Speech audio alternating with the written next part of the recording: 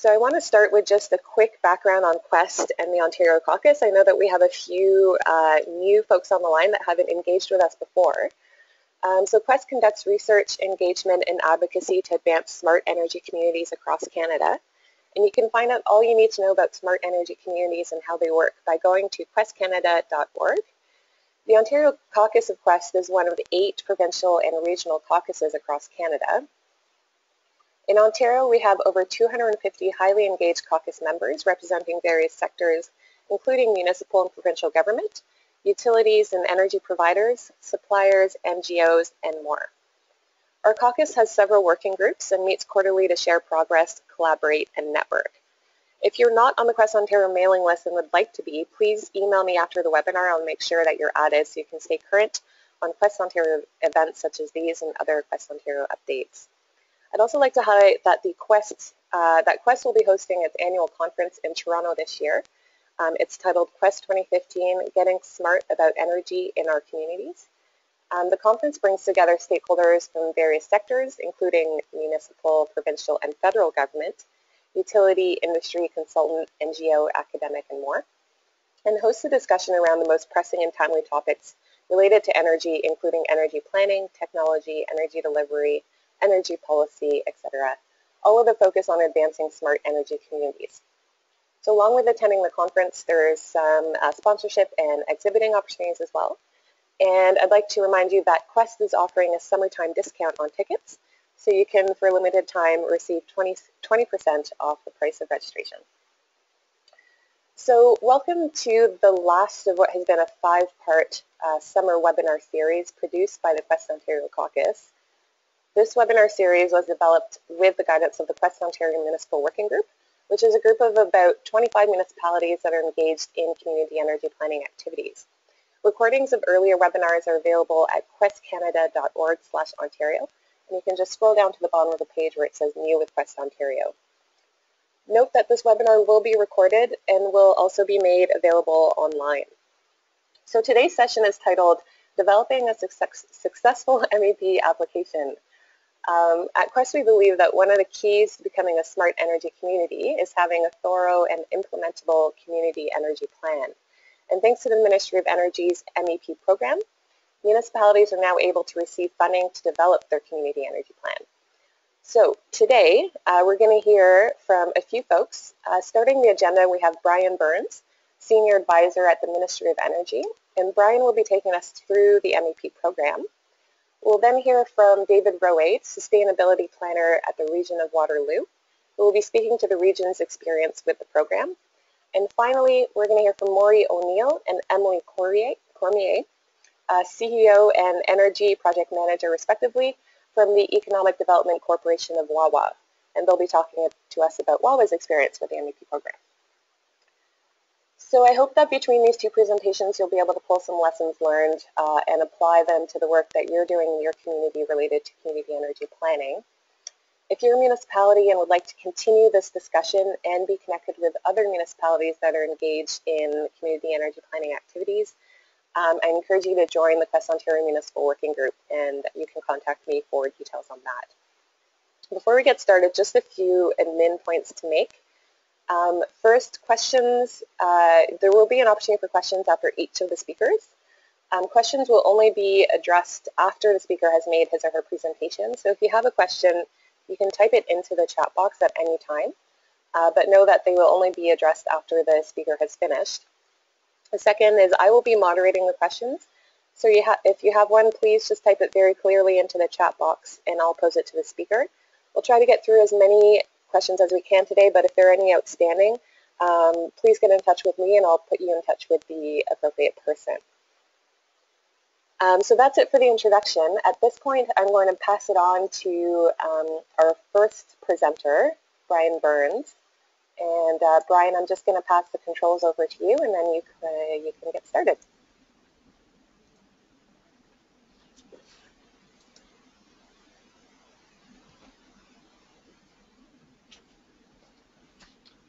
Okay, good morning, everyone. Can everyone see the presentation? Yeah, we can see it. Good morning, everyone. Okay, great, thanks. Okay, good morning. My name is Brian Burns, and I got temporarily promoted since Mira spoke, so now I'm the Manager of Conservation Programs in partnership with the Ministry. Hopefully that'll last for the whole meeting. The Municipal Energy Program was launched in 2013 to assist municipalities in developing community energy plans.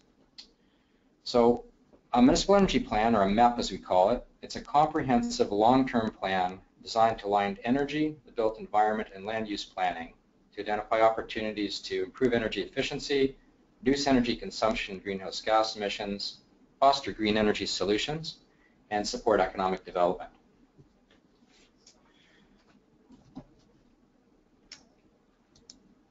Now, the thing with the MEP program is that it is available. There's two funding streams. First funding stream is if you're doing a full new energy plan, and you can get up to $90,000 per community, and you have 2 years to complete your community energy plan. And then we have a second funding stream where a community can get up to $25,000, and that's if you're doing a supporting initiative for an existing energy plan. And then you'd have up to 12 months to complete that. So I just want to clarify, the MEP is a voluntary program.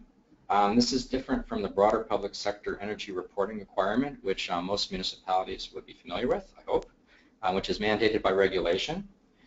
This slide basically shows the difference between the two. So where, again, the MEP is voluntary and looks at the energy use in the public sector, the residential, commercial, industrial, energy used for transportation, energy used for water. Zero Reg 39711, which is a mandatory reporting requirement where broader public sector organizations have to report annually on their energy consumption and do 5-year CDM plans. That is just a mandated requirement for the public sector, and as you can see in the chart, it includes municipalities, hospitals, schools, and post-secondary institutions. So basically, Zero Reg 39711 fits within the larger community energy planning process.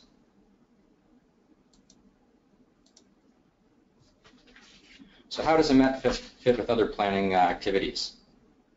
So a MEP can support and should be integrated with a number of other planning activities undertaken by a municipality and by the province.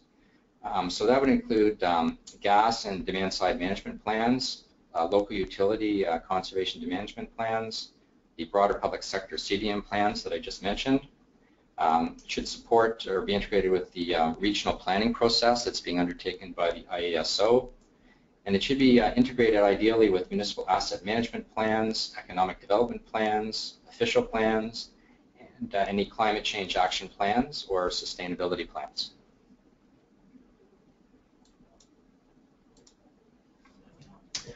So, why should you do a MEP? There's 10 key reasons I'm going to go over here.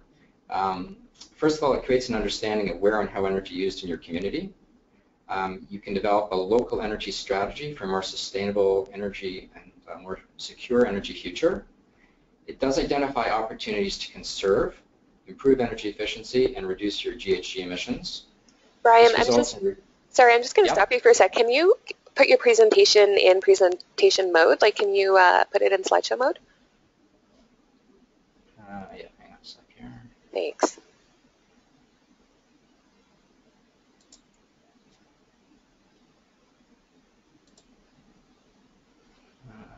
If you go to, there's a little button on the bottom right.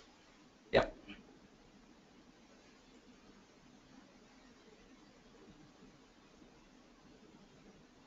There you go. Yeah. The right? Oops. That's the one. There we go. Got her. Sorry. That's okay. Thanks. Yep. Okay. So, okay. So, I mentioned that it creates economic development opportunities. It supports energy innovation, economic competitive advantage, local investment in green jobs.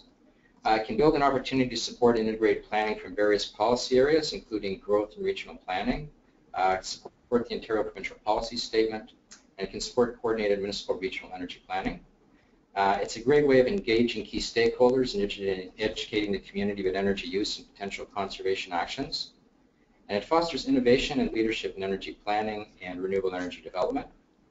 Supports greener procurement, greener development, and an active and greener transportation system, and it addresses climate change as well as changing weather patterns. So there are a lot of reasons to do a MEP. There's the saving side and the conservation side, but there's also the great opportunity to support economic development in your community. Okay. So to date, there have been 12 municipalities in Ontario who have been successful in applying to the MEP program. You can see just from the map that it covers a broad range of communities right across the province of all sizes. Currently, we have an open application window, so you can submit an application to the MEP program at any time, and it will be viewed at the time that it's sent to us. So if you want to apply to the MEP program, what you need to do is you can visit our website. The link there is below, and it will give you all the information about the program. There's application materials. If you have any questions about the program, you can reach us at the email address, mep@ontario.ca. And if your municipality is interested, we would be very happy to do a one-on-one webinar with staff in your municipality in which we could present the program and discuss how MEP could really support and benefit your community. So that's it for me. If there's any questions about the program. Thanks, Ryan. So at this point, we'll open it up if there are any questions from the audience. Maybe if folks are typing, I have a question for you. And we kind of chatted about this before the webinar started, but how do you foresee kind of expanding on the existing MEP program over the next few years? Expanding on the MEP program? Mm-hmm. I think while we're certainly trying to grow the program, you know, for us, we're targeting over the next 2 or 3 years significant growth, so we're going to be out there marketing the program much more widely. I think as well as working with municipalities to develop the program, one of the things we've been doing is you'd be aware, a series of webinars for successful municipalities on various MEP-related issues and energy issues to try to help them as they develop their plan. So we're going to expand that outreach and assistance to municipalities that are participating, and also to encourage more to participate. And I think the other thing we're hoping to do in the future is we're hoping to work more on the implementation side of MEPs. So once municipalities have developed plans, to see how we can work with them to support them in actually implementing their plans in the future. Great, thank you. Any questions for Brian at this point? If not, we can move on to our second speaker. And if a question does come to mind as you're hearing from David or Emily and Maureen, please feel free to type it into the chat box. Okay, well, thanks. Oh, I think I see a question here. How do municipalities typically spend the money to develop an MEP? There's 3 stages to the program. So there's a community outreach stage to engage the community, which is the first step. The second step is collecting the data that's required, and then the third step is actually putting the plan together.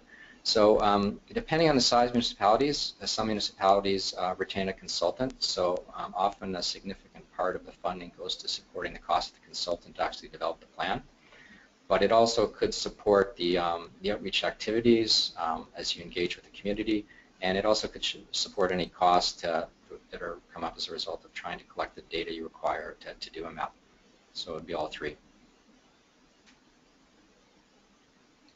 Okay, we have another question here. Are existing MEPs available to be seen and read by others, such as utilities?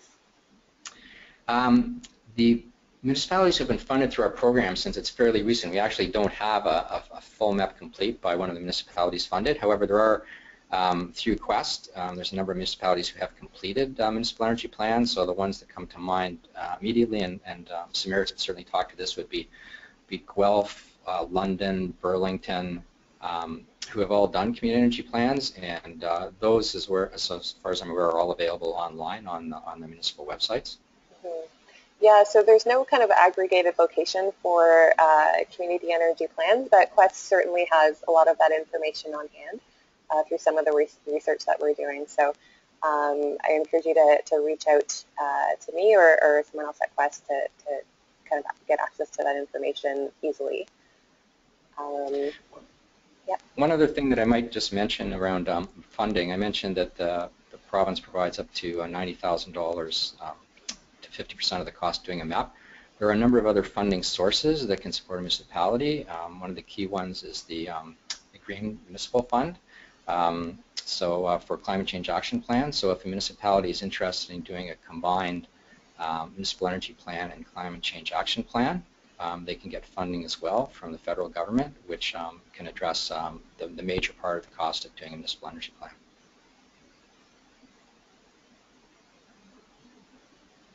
Perfect. Okay, so I think we'll stop it there for now. If there are any other questions, feel free to type it into the chat box and we'll get at them later. So thanks, Brian.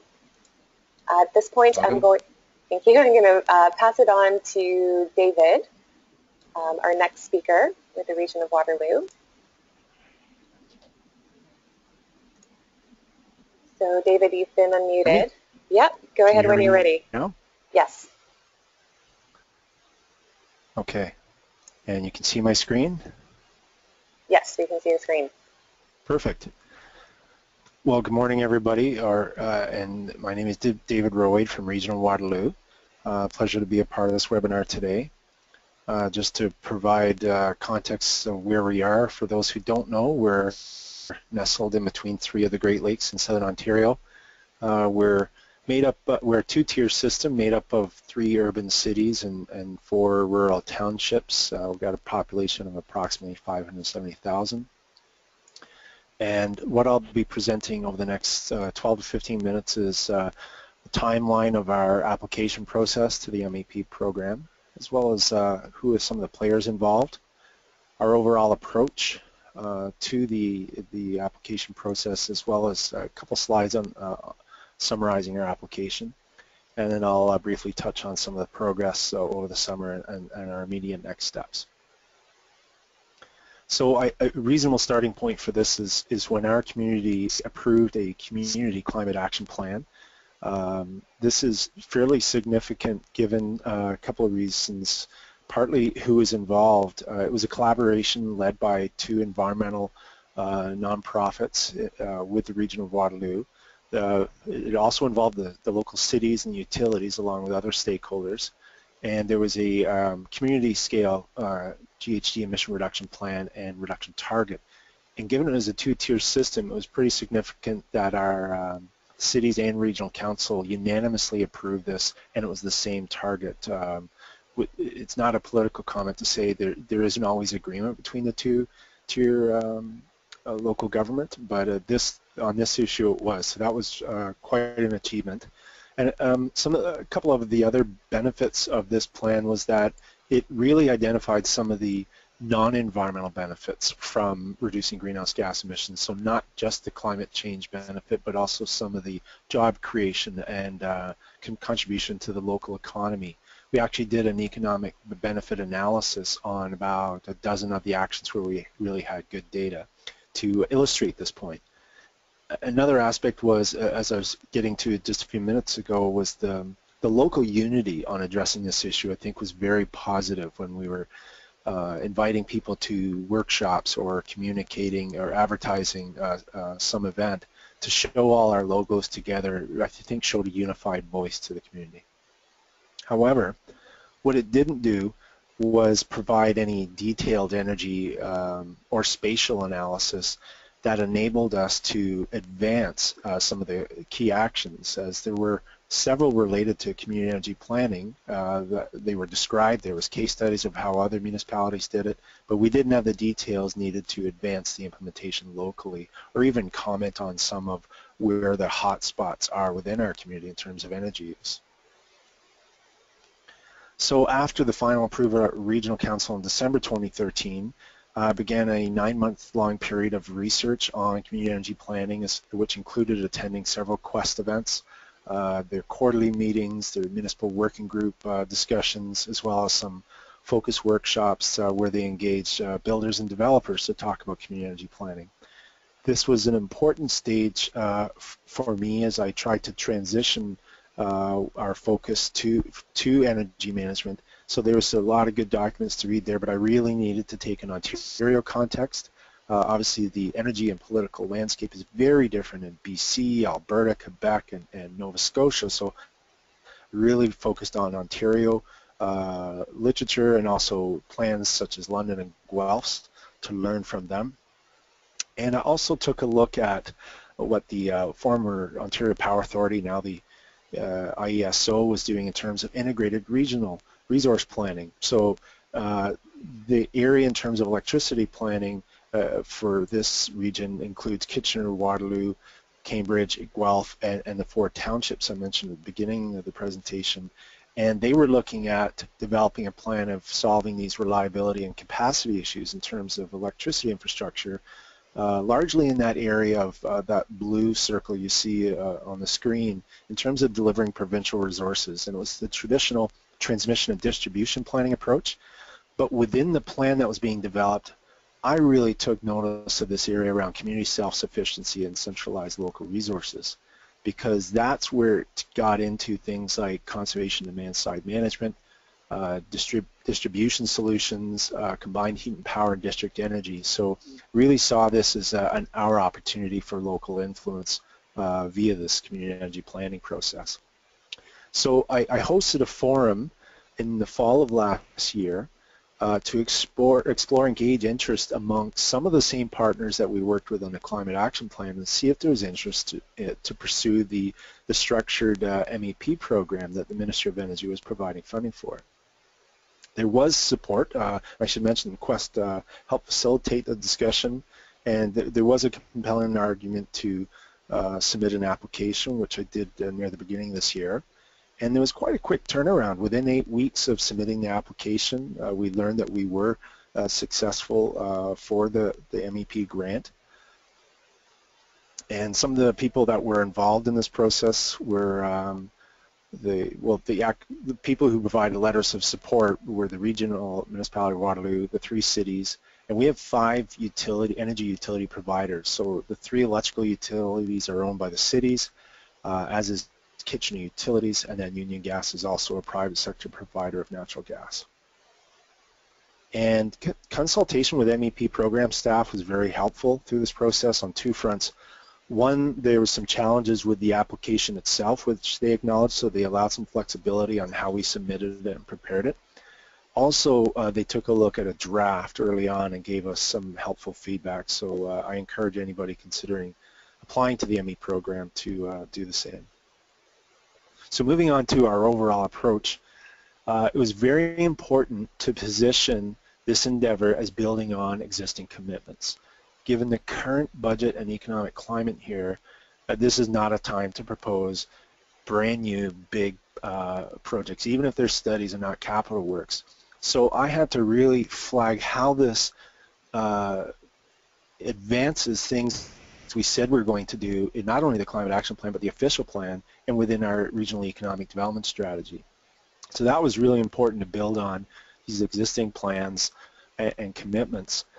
It was obviously also a positive story to put in front of council in terms of what we were leveraging.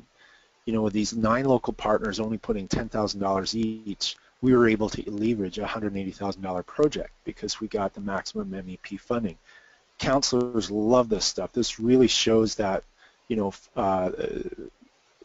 they leverage the financial resources and optimize its impact. But we're also leveraging staff resources because now with all those partners, we have expertise in energy management, land use planning, and economic development. And the last important point regarding our overall approach was really positioning this as an investment strategy rather than just an environment or energy plan. And so I started with a very broad context by talking about what's going on internationally in this sector. The global green energy sector saw about $187 billion invested in 2010, and this is projected to rise to $400 billion by the year 2020. If you take a look at the workforce in Germany, they currently employ almost 400,000 people in renewables. The U.S. solar industry employs over 100,000. So there's a lot of activity in this area. In 2013, 143 gigawatts of renewable electrical capacity was added worldwide, compared to 141 gigawatts in new fossil fuel plants. This is according to the Bloomberg New Energy Finance Summit that was held in New York a couple years ago. And they're expecting this shift will continue to accelerate, and by 2030 there will be more than 4 times as much renewable capacity added internationally, which begs the question, what proportion of that growth will Canadian businesses realize? So looking broader at the clean tech sector, clearly we have room for improvement in this regard. If we are able to establish ourselves as one of the leaders within this major economic transition as it moves forward, it has a strong economic development imperative to recognizing these opportunities. There's also a lot of local development going on in this region, partly to do with our central transit corridor, not actually just the transit itself, but the station areas. There will be a lot of mixed-use development where there's an opportunity to influence it with our community energy plan.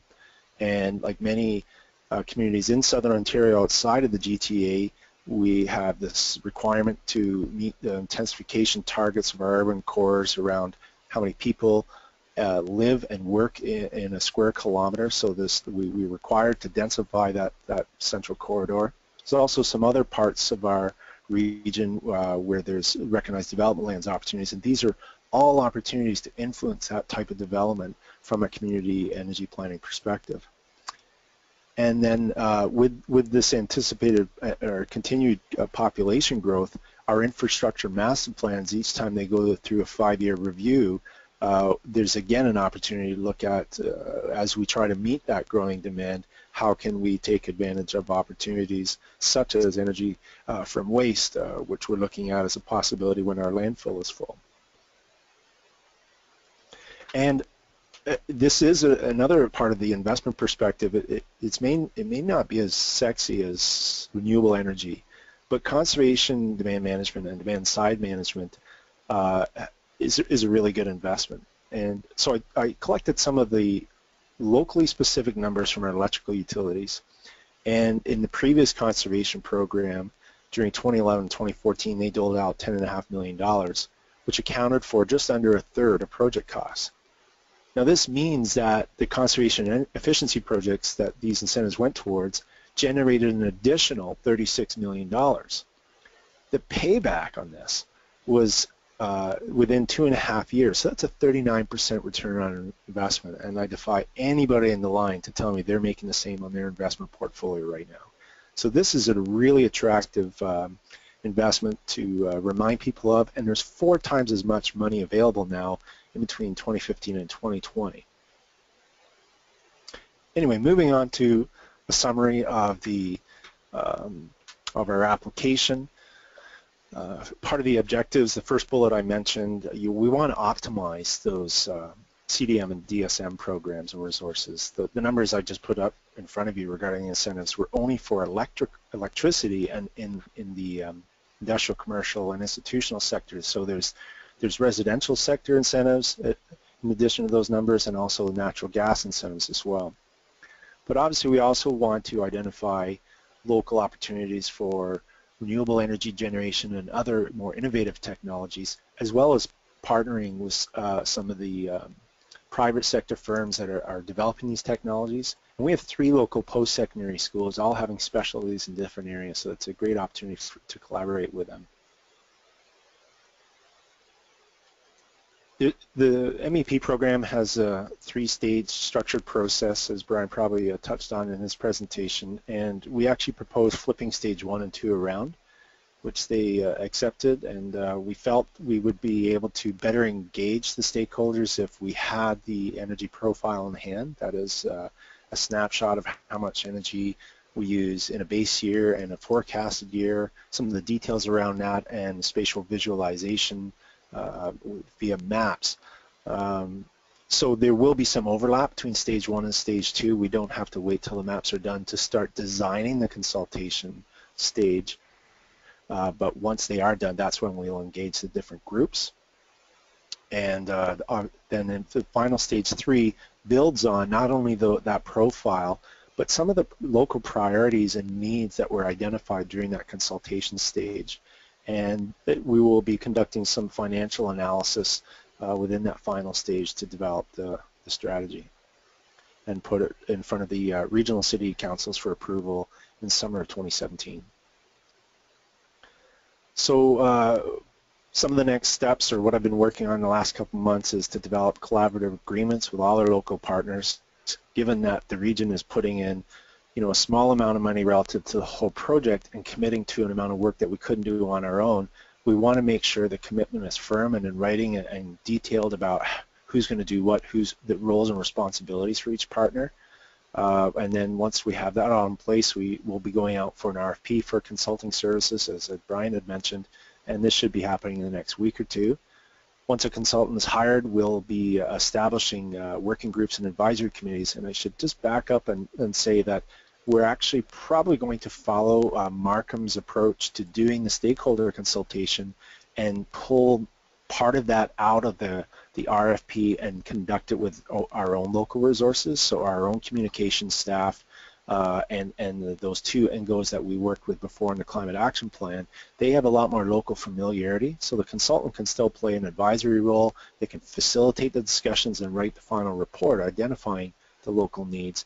But my experience with stakeholder consultation is it's really helpful having people lead that who understand the community, the dynamics of it, and the who's who in this field. So once we've got those groups all together, we will start compiling the data and start designing that consultation stage. And I think that's all I have for you today. Happy to answer any questions.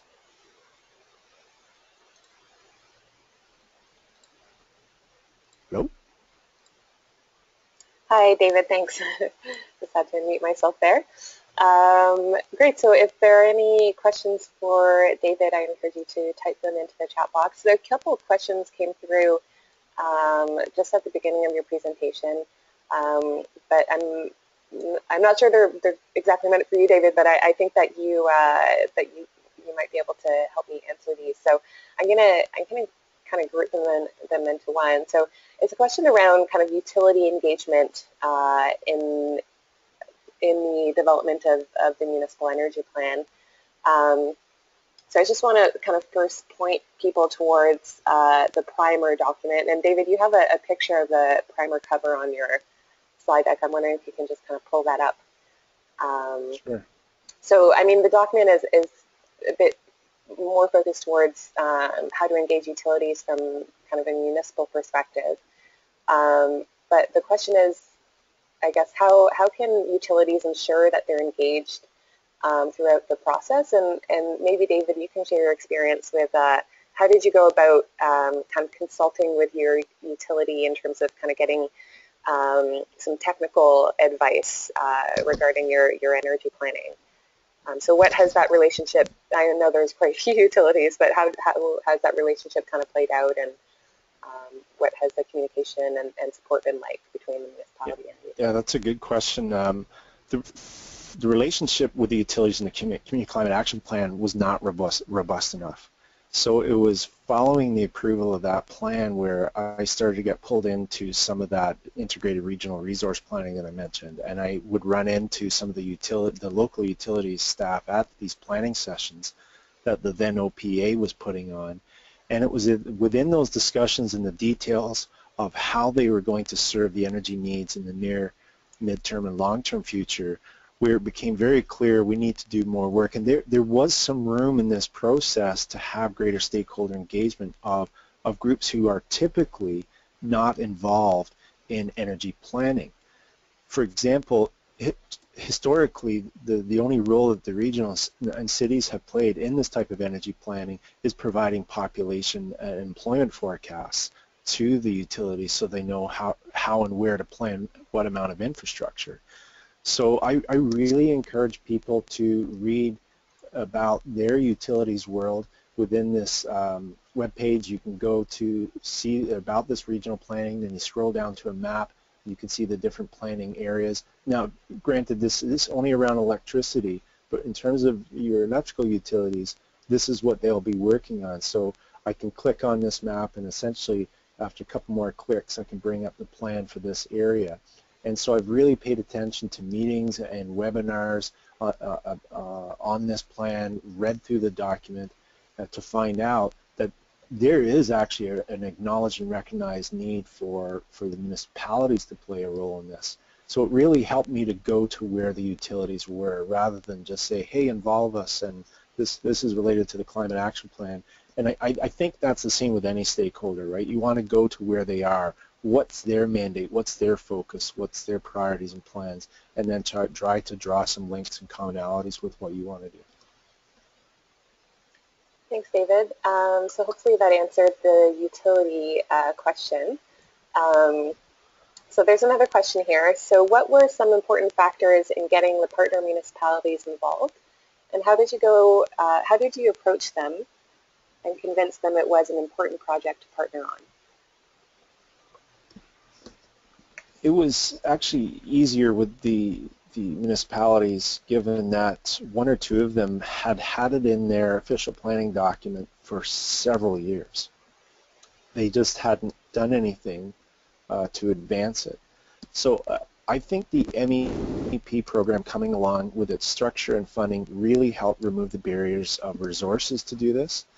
And the approach I took with the cities is that rather than you each individually applying to this program, because they were considering that, there would have been 4 to 7 or even 8 applications from this area. I said, why don't we pool our resources, submit one application for the entire area? Because all the same effort that will be going into doing the energy profile mapping for City of Waterloo is exactly the same for City of Kitchener. We're just pulling the boundaries a little bit more. So they really liked that argument. But I did have to present to some of their senior management groups and talk about the merit of doing this. So all the things that I presented about, I talked about the strongly linked with economic development, and I was building on the collaboration that's happening between our economic development officers on that. And then also talking about how we could develop this together and put in, get a lot more bang for our buck if we pool our resources to approach this. And they seem to really appreciate this approach. So, convincing them was much less difficult than with the utilities. Perfect. Thanks, David. That was a great and helpful presentation. So we'll hold off on any other questions for now. And I'm going to pass the controls over to Emily and Maury. I'll go ahead and unmute you. So whenever you guys are ready. Thank you. Our presentation will be an overview of accessing municipal energy plan funding, Wawa's experience. Hello, I'm Maury O'Neill. I'm the Chief Executive Officer with the Economic Development Corporation of Wawa. And I'm Emily Cormier, and I'm the Energy Project Manager here at the Economic Development Corporation of Wawa.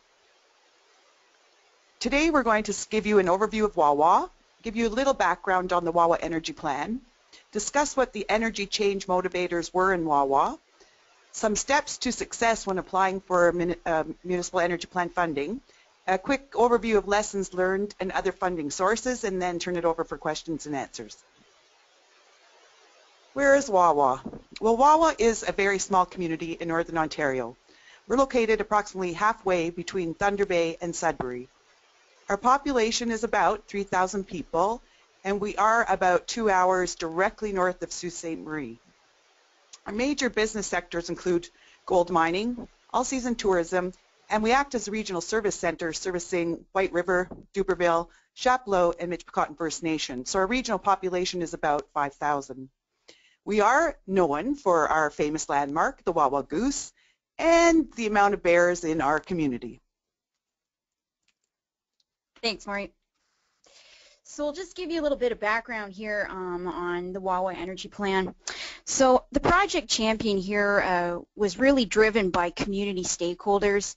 A strategic planning committee was formed during the review of Wawa as a potential host for nuclear waste.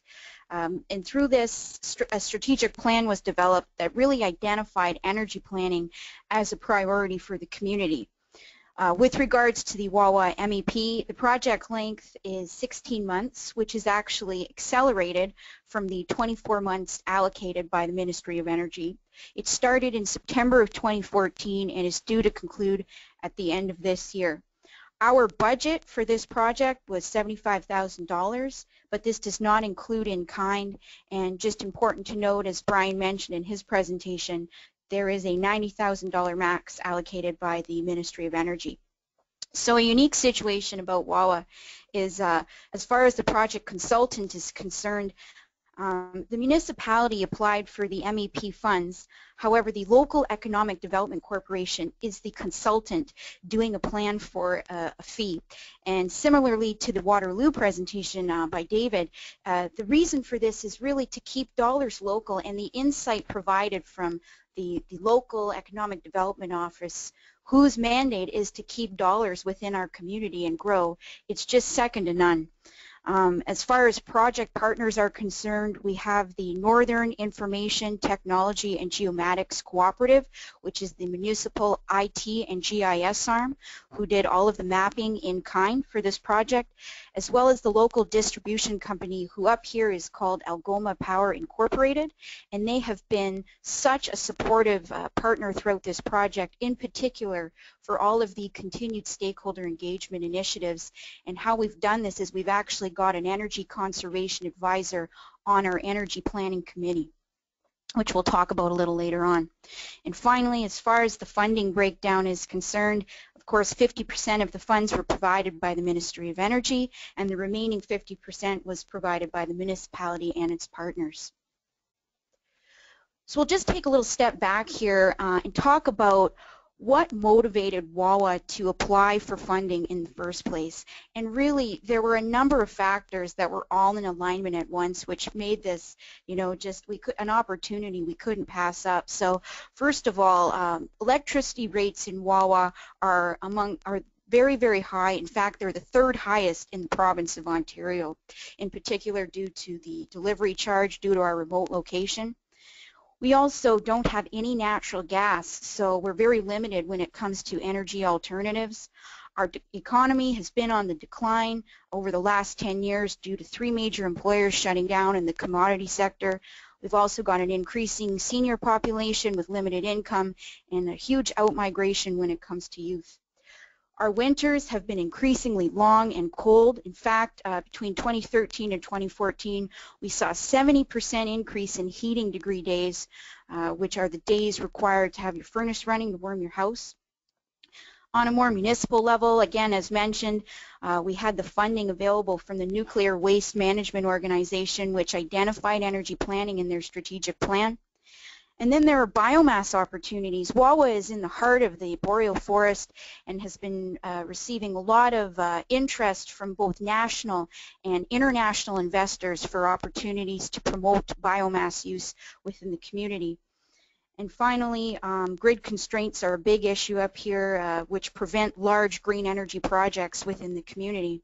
So when the email came across Maury's desk, it really was a no-brainer. With all these elements in alignment, it simply was an opportunity we could not refuse when it came to applying for the MEP. Thank you, Emily. Just to review some of the steps that we undertook in Wawa before we made a decision to apply was to first gauge local interest. The municipality got out and one-on-one started to talk to people, to the Economic Development Office, to our local utility, to some of the important stakeholders, and basically it was to start to build awareness of the funding opportunity, but also, and most importantly, what a municipal energy plan was and what its benefits were. What would be the return on investment if the community undertook a plan? So first it went out and engaged local interest, and then it started to form strategic alliances. And as Emily discussed, perhaps the most important alliance was with our local utility, Algoma Power, and in particular its conservation unit. So we worked closely with our local champion, which was in our case a community group, the Strategic Planning Committee, and of course alliances with our utility, our municipal staff, and our stakeholders. It was really important too to demonstrate, as we discussed with municipal council and with others, that this project was in alignment and fit with our corporate and community strategic plans. It was a priority project that council backed. So, you know, as our presenters have pointed out, there are a lot of energy plans out there that you can refer to, and we conducted some research, and we went on Quest's website and learned about energy planning through their document called the Primer. We checked with other municipalities, we called them, we read their plans online, and we looked around Canada and also the U.S. to see how municipal energy plans were being conducted. We seeked expertise. We talked to the experts. We talked to Quest. We talked to energy consultants, the Ministry of Energy, and to our GIS experts, very, very important, and started to formulate a plan and ensured that we had gained the support of very important people in our process, Mayor and Council, our CAO, our First Nation partners, and our business and schools in the community. So that was all done before we applied for funding. So once a decision to apply was made, we certainly had to outline what our process would look like, the who, whens, and hows, and of course align our plan to the Ministry of Energy funding application. So we broke it down into 3 stages. We identified a budget for each stage. So we reviewed the costs and broke it down by stages, but made sure that we talked to consultants and talked to those to be involved and got prices and quotes and made sure that we knew what the budget was going to be. But we also looked at the revenue side, because as in most municipalities, sometimes it's difficult to have municipalities fund 50% of a project, and so we knew that in a very, very tight municipal budget that we would be asking for approximately $37,000, that may present a challenge. So we did take a lot of time to identify where we could receive revenues to help support that side of the equation. We confirmed stakeholder support in the form of letters, so we made sure that our partners and stakeholders would be involved. Submitted letters of support, and we attached it to a report we submitted to Council that clearly identified the process, the timelines, the partners, the budget, and asked Council for a resolution which they approved. Once that was all confirmed, we completed the funding application, and as everybody knows, review that application again before you hit the send button, because the last thing funders want to see is an error in the budget. So I just wanted to make sure that before you submit an application, make sure everything you want to say is in that application, and confirm receipt that it is received at the other end, and don't wait till the last minute. Thanks, Maureen. So we are in the 3rd phase of the energy planning process, and as most of you know now, it's a 3-tiered process. We're in the final one here, the plan development, and again, as mentioned earlier, that's due to be completed in December of this year. And throughout this process, we've really acquired a variety of lessons learned.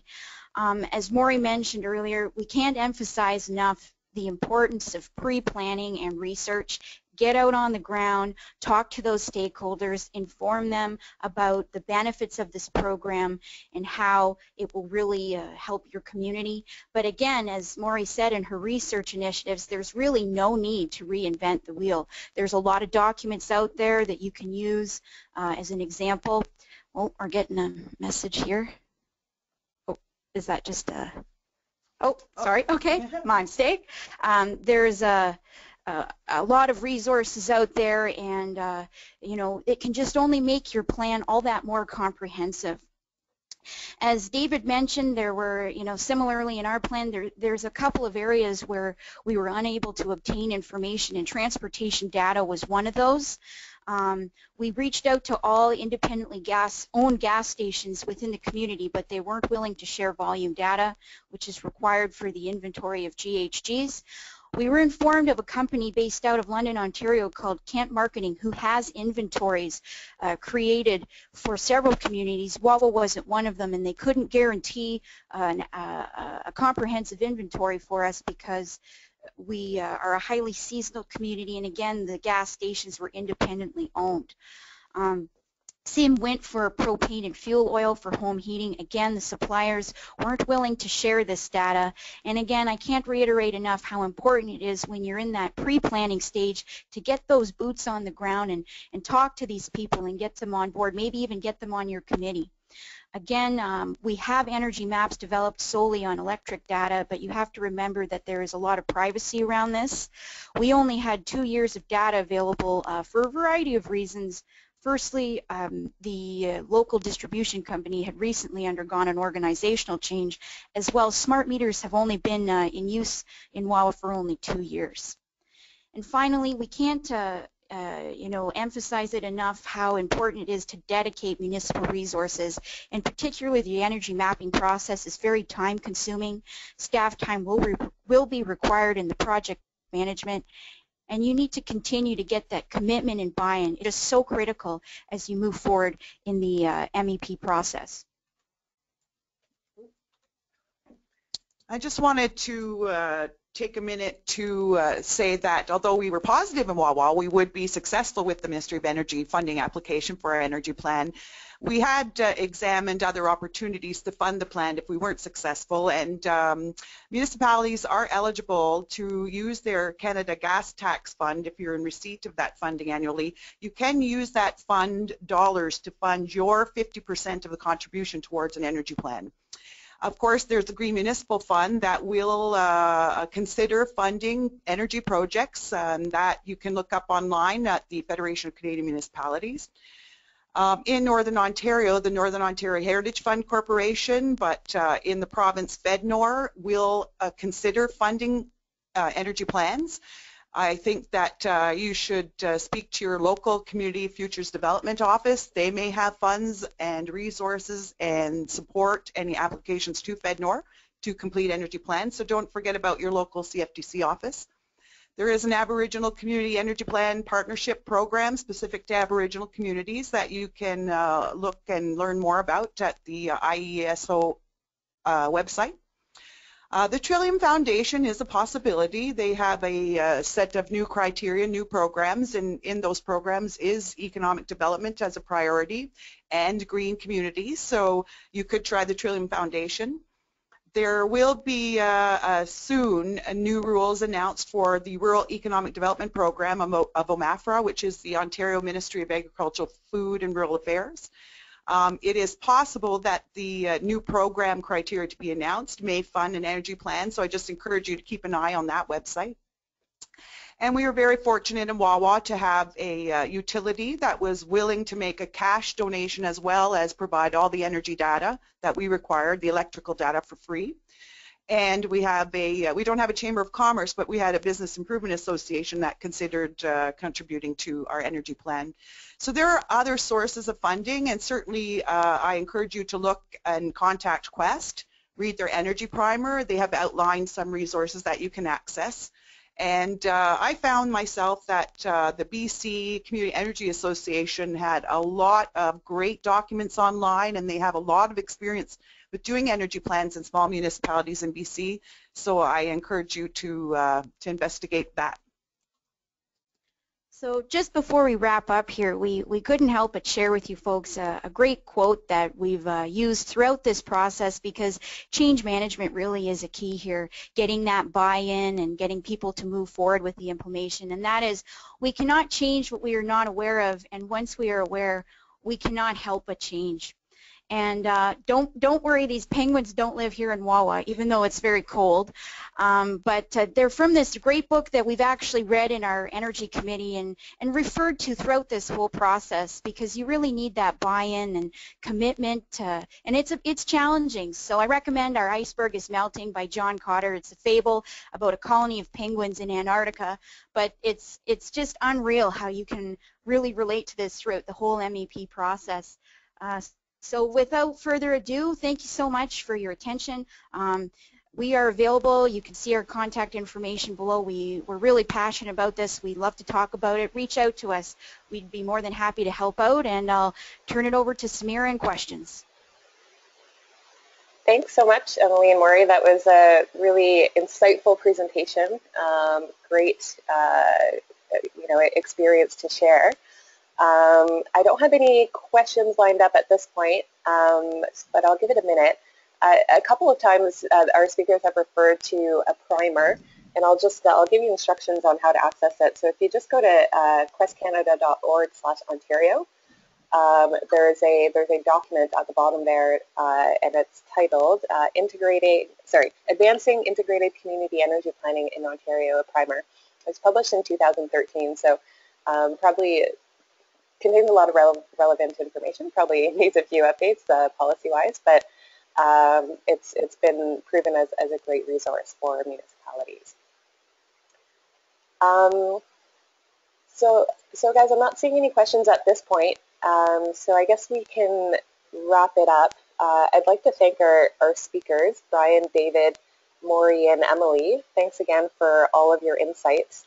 And just a reminder to those on the line, this is a conversation that we support here at Quest Ontario, and we place an emphasis on knowledge exchange and sharing of best practices. So that's why we launched the summer webinar series, and that's why we host the municipal working group. So I encourage you to reach out to me and to get more information on that.